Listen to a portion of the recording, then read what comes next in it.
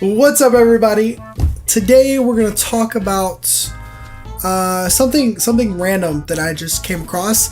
I was working on a video. It's 9 o'clock in the morning. Just got finished recording like a 40-minute pre-edited video. I got an email about preventing successful phishing attacks. And if you didn't know what phishing is, the lowdown of phishing, actually we're probably gonna learn about it here, but really quickly, phishing is where somebody sends you an email in your emails, or somebody sends you a Facebook message or a Twitter message or a Skype message, and that message provides some kind of link or tells you to take action on this thing. And then when you do that thing, you're putting in all of your passwords and your information for that account.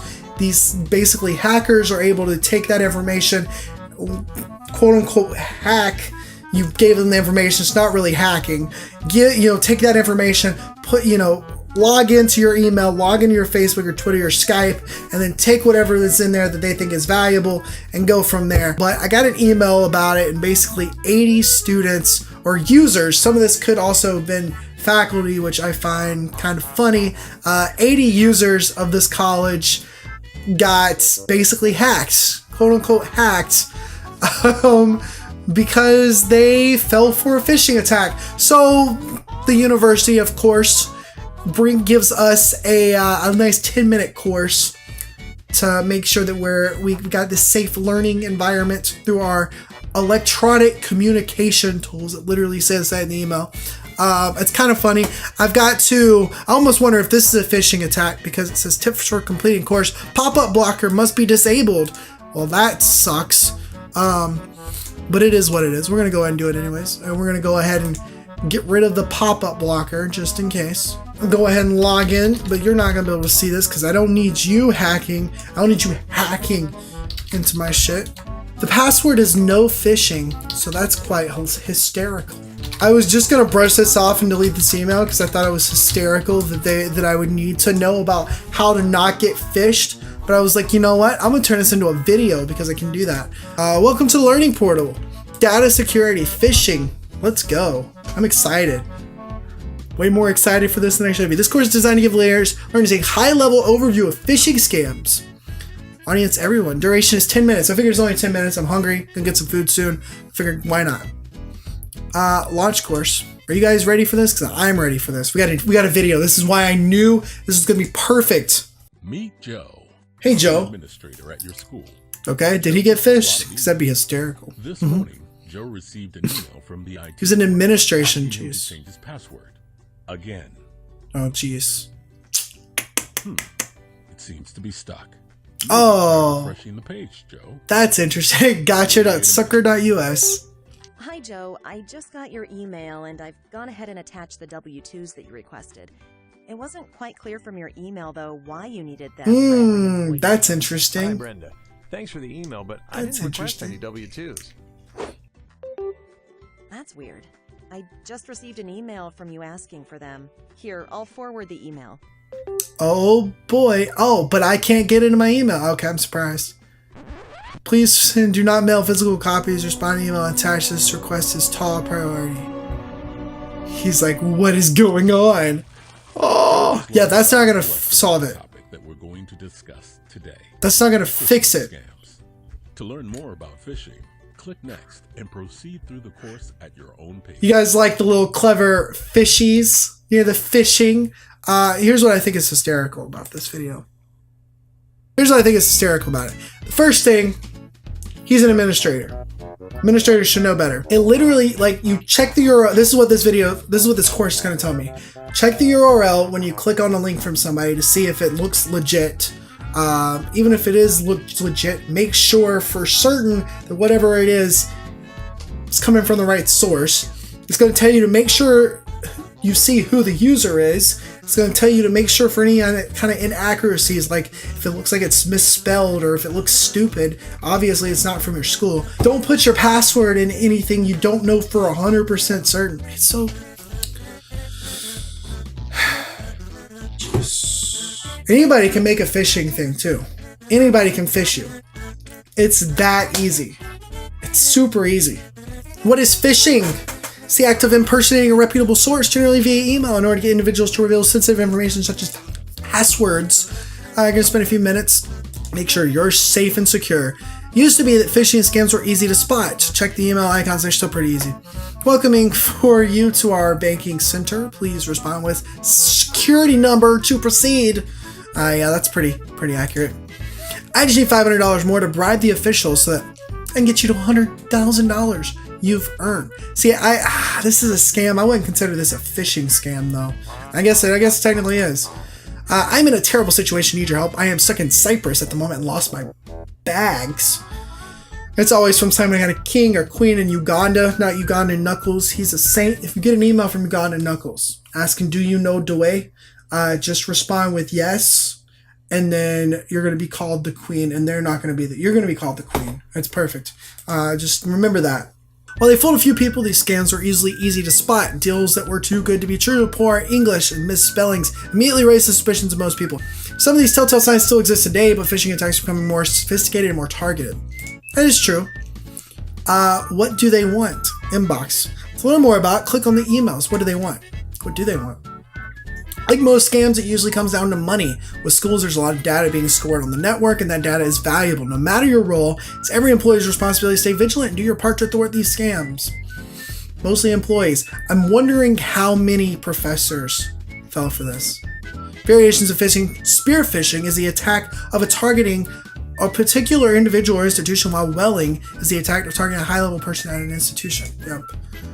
Basically small versus big.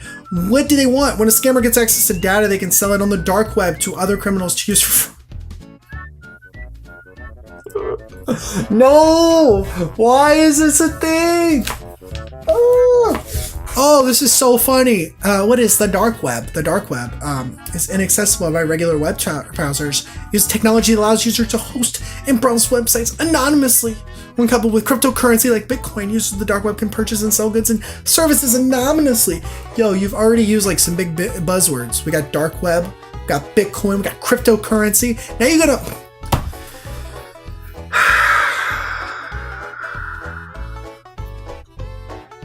I already failed economics because I didn't go to class like I was supposed to. I literally failed because of attendance. Remind me not to talk to another economics professor, because if I do, and if I ever mention anything like cryptocurrency, they're going to be like, no, cryptocurrency is bad. It's used for illegal stuff on the dark web. Thank you. Thank you. Oh my goodness. Why? So for starters, when a scammer gets this kind of access, unless you're a government official, they're not going to sell your stuff. They're not going to sell your stuff on the dark web. They're looking for social security numbers. They're looking for credit cards. They're looking for bank accounts. They're looking for whatever little kind of, W-2, sure. They're looking for that kind of information because they want to get money out of your bank account. They want to steal your identity, that kind of stuff. They're not necessarily going to sell it on the dark web. That's ridiculous. Also, cryptocurrency is so much more used in regular things now. The fact that you can invest in cryptocurrency is getting bigger and bigger. It's also kind of going down a little bit, but that's just okay for me because that means I'm going to get more money in the long run. Try to match the data with how much it's been selling for on the social security numbers. Nobody's selling this stuff on the not everybody is going to be selling this stuff on the dark web. I don't know. Social security number 100,000, medical records 20 to 50, bank login credentials 4 to 20, W-2s. I don't know. Correct answer, security numbers are worth around $1, medical records are worth 20-50, bank login are worth 100 to 1,000. That makes sense, honestly. W-2s are worth 40 to 20. They've been steadily declining over the past few years as more data is stolen. Because of that, scammers are seeking increasingly larger set of data to steal, and schools become lucrative targets. That makes sense. Imposters among us. Now we're going to discuss some of the specific ways that scammers use phishing. When setting up an email account, scammers can use a tactic called email spoofing to impersonate your colleagues. In other words, have it come from another email account.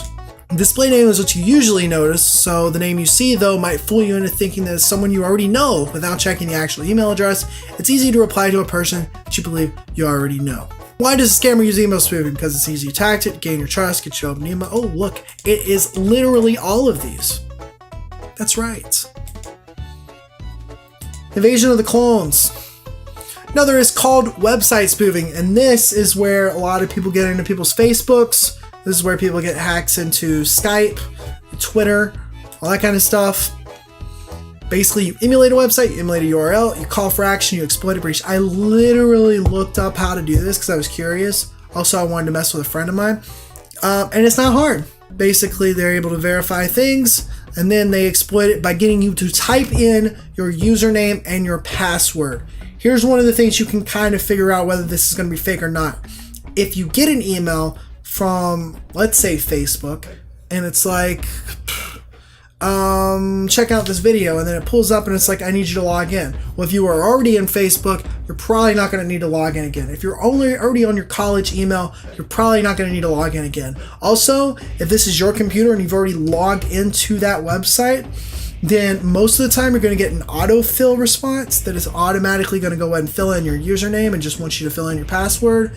There's no way that scammers are able to emulate this, so it's going to be, you know, you're going to have to type it in for these scammers to automatically get it. So if it's already autofilled, you're good. If not, it's probably a scammer. Or you just haven't used that computer before. One way that browsers and email software help us is by showing the URL of the hyperlink. These URLs can often be long and difficult to decipher, but pay attention to the domain name. That's a good indicator of where you're heading, right? So over here, right here, you're heading to irs.government.russian. If you're in the US, you're obviously not going to need that Russian thing. Because you can't hover over a link using a mobile device, most allow you to perform what's called a long press. Instead of tapping on a hyperlink, hold your finger. Yeah, that's smart. Sometimes phishers will register domain names that look similar to the real name in an effort to trick the users who do inspect the domain name. So, anything like a scammer, how would you rewrite gmail.com in a way to visually trick a user into thinking that they were using the real Gmail? Well, if it's gmail.com, you could just be like Google Mail. You could do that. That may work, but try changing the last letter of Gmail to look different. That's actually smart. Gmail. Or you could do that, or you could probably do like that. That's smart.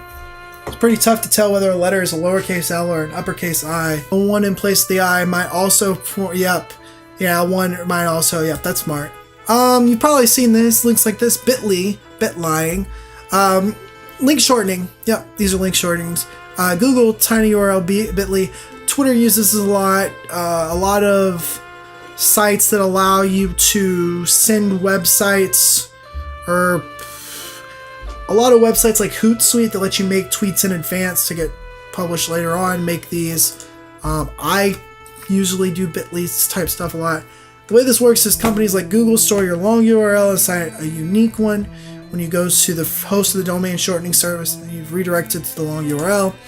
The problem with clicking is you have no idea where you're actually heading. So it's always a good idea to check the URL where you end up to make sure it doesn't look suspicious. I typically never click on a bit.ly or a shortened URL because it's stupid.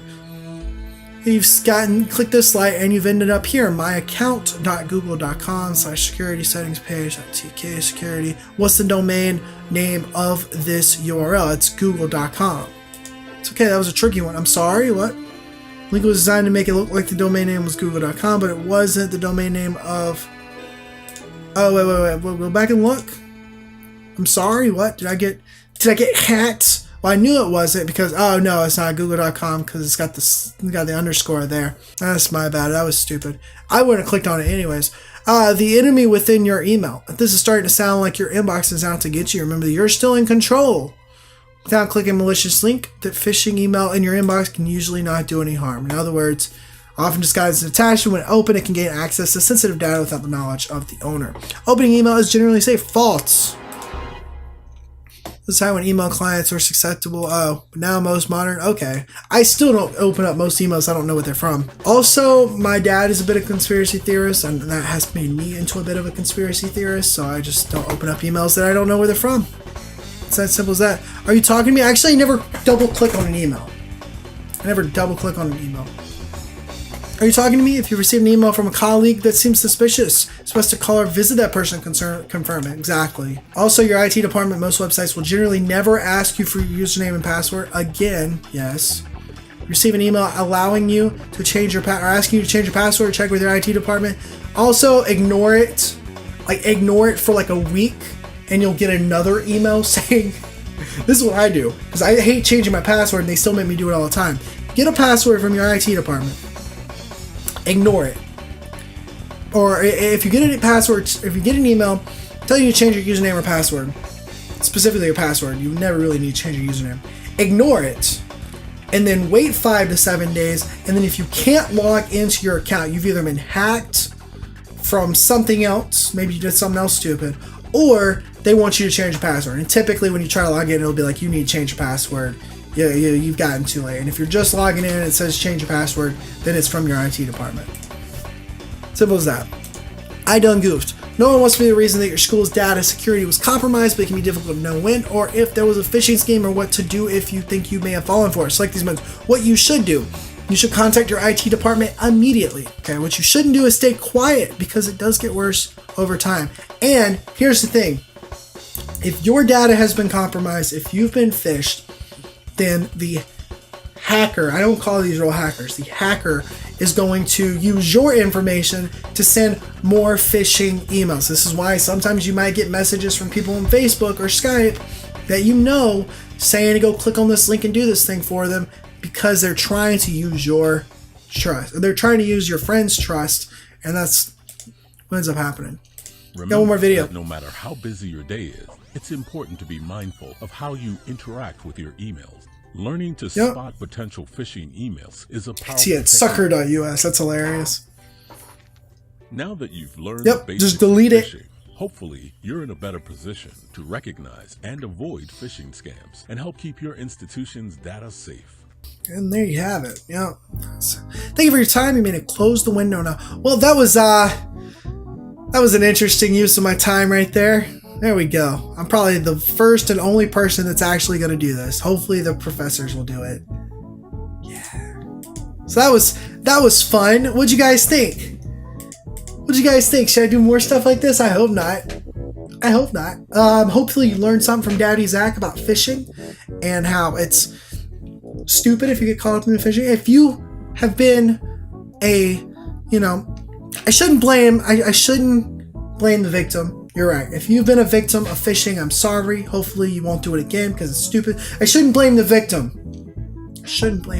But no, in all seriousness, I mean, it's important stuff for you to know. I figured I'd make a video on it because it does need to be known. Like, if you've never heard of it and you think you might have been hacked before and you didn't know how, or you think you want to prevent being hacked in the past or in the future, here's how to do it. If you're from my university watching and you see this, I'm not mad at anybody.